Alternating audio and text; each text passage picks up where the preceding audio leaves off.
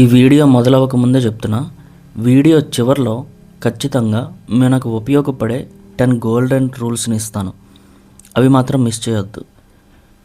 ఇప్పుడు మనం ఒక్కొక్క విషయాన్ని లోతుగా స్టెప్ బై స్టెప్ చూద్దాం. 2025 డిసెంబర్ 2వ తేదీ ఈ రోజు వరకు దేశవ్యాప్తంగా 67,842 మంది బాలికలు మిస్సింగ్ రిపోర్ట్ అయ్యాయి. అందులో 47,319 మంది 16 ఏళ్లలోపు పిల్లలు.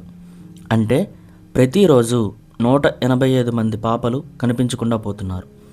ప్రతి 8 నిమిషాలకు ఒక బాలిక మాయమవుతుంది. ఆంధ్రప్రదేశ్లో ఒక్కటే 9,847 కేసులు నమోదయ్యాయి.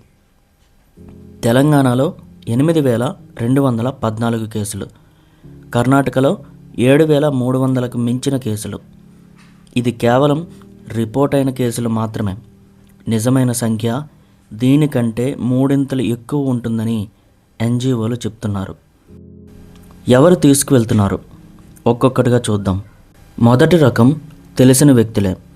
2025లో 10లో 4 కేసులు అంటే 41% కేసులు తెలిసిన వాళ్ళ చేతుల్లోనే జరిగాయి. ఉదాహరణకు మార్చి 14, 2025 తెలంగాణ సూర్యాపేట జిల్లా నడిగూడెం మండలం 13 మంది వ్యక్తుల గ్యాంగ్ని పోలీసులు పట్టుకున్నారు. వీళ్ళు గుజరాత్, మహారాష్ట్రలోని ఆసుపత్రుల్లోంచి నవజాత శిశువులను దొంగలించి ఆంధ్ర, తెలంగాణలో 5 లక్షల నుండి 12 లక్షల వరకు అమ్మారు. 10 మంది బేబీలను పోలీసులు కాపాడారు. రెండవ రకం ఆన్లైన్ లవ్ ట్రాప్. ఈ ఏడాది 38% కేసులు ఇన్స్టాగ్రామ్, ఫేస్బుక్ల ద్వారానే జరిగింది. ఎలా జరుగుతుందంటే ఫేక్ ప్రొఫైల్స్ని పెట్టి బుల్లెట్ బైక్స్ ఫొటోస్ పెట్టడము, లగ్జరీ కార్లు పెట్టడం, లగ్జరీ లైఫ్ స్టైల్ని చూపించడం, నీ ఫోటో చాలా బాగుంది, నీతో ఫ్రెండ్షిప్ చేద్దాం అని చాటింగ్ని మొదలుపెట్టి ప్రతిరోజు 100-200 నుంచి మెసేజ్లు పంపించి ట్రస్ట్ క్రియేట్ చేస్తారు. ఆ తర్వాత ఒకసారి కలుద్దాం అని మాల్ లేదా పార్క్ లేదా ఏదైనా సరే ఒంటరి ప్రదేశం యొక్క అడ్రస్ని ఇస్తారు. ఆ తర్వాత మీటింగ్ని ఫిక్స్ చేసి అక్కడికి వచ్చి వ్యాన్లో ఎత్తుకెళ్తారు. మూడవ రకం బంధువులే కిడ్నాపర్లు. 2025లో 18% కేసులు బంధువులు, దూర బంధువులు, పక్కింటి వాళ్ళ చేతుల ద్వారా జరిగాయి. ఉదాహరణకు ఏప్రిల్ 2025 ఒడిశా గంజాం జిల్లా అమ్మాయి తల్లిదండ్రులు డబ్బు కోసం తమ 14 ఏళ్ల కూతుర్ని హర్యానాకి 3 లక్షలకు అమ్మేశారు. ఆ తర్వాత పోలీస్ కేసు పెట్టినప్పుడు కూడా ఎలాప్మెంట్ అని కవర్ చేయడానికి ట్రై చేశారు. ఇప్పుడు ఈ పాపల్ని ఎక్కడికి తీసుకువెళ్తున్నారో లోతుగా చూద్దాం. 38% మంది sex trafficking Delhi, GB road, Mumbai Kamathipura, Goa ఇలాంటి ఏరియాలకి తీసుకువెళ్తారు. 25% మంది బలవంతంగా పెళ్లి చేయిస్తారు. హర్యానా, రాజస్థాన్, ఉత్తరప్రదేశ్లో దీనిని పరో అని పిలుస్తారు. ఒక అమ్మాయిని 2 లక్షల నుంచి 6 లక్షల వరకు అమ్మేస్తారు. 18% మంది ఇంటి బానిసలుగా చేయిస్తారు. ఢిల్లీ, గుడ్గావ్, బెంగళూరులోని ఫ్లాట్లలో 24 గంటలు పని చేయిస్తారు. జీతం ఇవ్వకుండా, బయటికి రానివ్వకుండా పని చేయిస్తారు. 12% మంది ఆర్గాన్ ట్రాఫికింగ్ కిడ్నీ, లివర్ని అమ్మేసి శవాలను రోడ్డు మీద పడేస్తారు. మిగతా 7% మంది బెగ్గర్ మాఫియాకు, బాల కార్మికులకు మారిపోతున్నారు. 2025లో జరిగిన భయానక కేసులు ఒక్కొక్కటిగా మాట్లాడుకుందాం.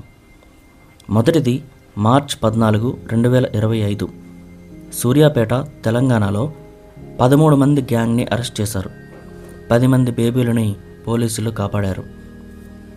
రెండవది మే 22, 2025 విశాఖపట్నం 85 మంది యువతులను కంబోడియా, మయన్మార్లో ఆన్లైన్ స్కామ్ సెంటర్లలో బందీలుగా చేయడానికి తీసుకువెళ్తుంటే పోలీసులు కాపాడారు. అందులో 20 మంది వరకు అరెస్ట్ చేయబడ్డారు. ఆగస్టు 9, 2025 హైదరాబాద్ ఐవీఎఫ్ స్కామ్ 25 మందిని అరెస్ట్ చేశారు. 4 డాక్టర్లు కూడా ఉన్నారు. నవజాత శిశువులను దొంగలించి పిల్లలు లేని వారికి అమ్మేశారు. ఫిబ్రవరి 18, 2025 రాచకొండ, తెలంగాణ 36 మంది బౌండెడ్ లేబర్ రెస్క్యూని చేశారు. వీళ్ళలో 4 పిల్లలు కూడా ఉన్నారు. ఇప్పుడు మనందరం ఎదురు చూస్తున్న 10 గోల్డెన్ రూల్స్ గురించి మాట్లాడుకుందాం. ఇవి తల్లిదండ్రులతో పాటు పిల్లలకు కూడా ఖచ్చితంగా చూపించండి. అందులో మొదటిది, పిల్లలకి రోజు ఈ మాట చెప్పండి. ఎవరైనా అపరిచిత వ్యక్తి అంటే మనకు తెలియని వ్యక్తి ఎవరైనా చాక్లెట్ ఇచ్చినా, ఐస్ క్రీమ్ ఇచ్చినా, మొబైల్ లాంటివి ఏవైనా గిఫ్ట్గా ఇచ్చినా వాటిని వద్దు అని చెప్పి అక్కడ నుంచి వేరే ప్రదేశానికి రమ్మని చెప్పండి. ఎవరైనా మీ అమ్మ పిలిచింది రా అని చెప్తే అమ్మకి ఫోన్ చేయాలి, నేను మాట్లాడుతాను అని అడగమని చెప్పండి. ఆ కన్ఫర్మేషన్ తర్వాతనే వెళ్ళమని చెప్పండి. మూడవది, స్కూల్ గేట్ దగ్గర ఎవరైనా టీచర్ పిలిచారు అని చెప్తే వెంటనే ఫోన్లో వాయిస్ రికార్డ్ ఆన్ చేసి అమ్మకి పంపమని చెప్పండి.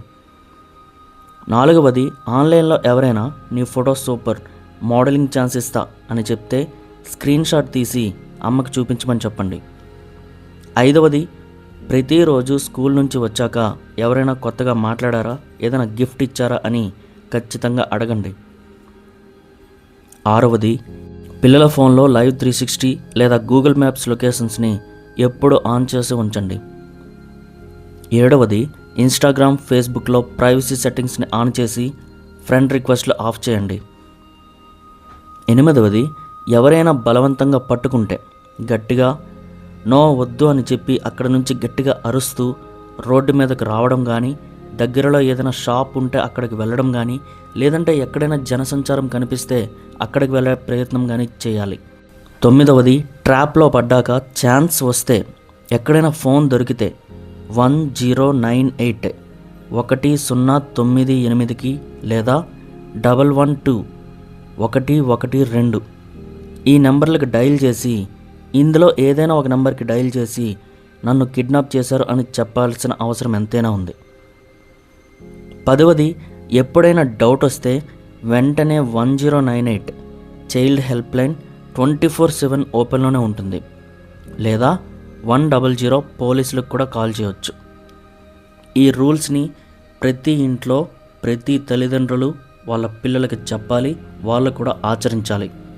గవర్నమెంట్, పోలీసులు ఆల్రెడీ జరిగిపోయిన తర్వాత ఆపడానికి ప్రయత్నిస్తున్నారు, అలానే వాళ్ళ పని వాళ్ళు చేస్తున్నారు. కానీ జరగకముందు మనకు మనం ఇవ్వాల్సిన అవేర్నెస్ ఏదైతే ఉందో దానిని మనం ఖచ్చితంగా వాళ్ళకి ఇవ్వాల్సిన బాధ్యత మనకుంది.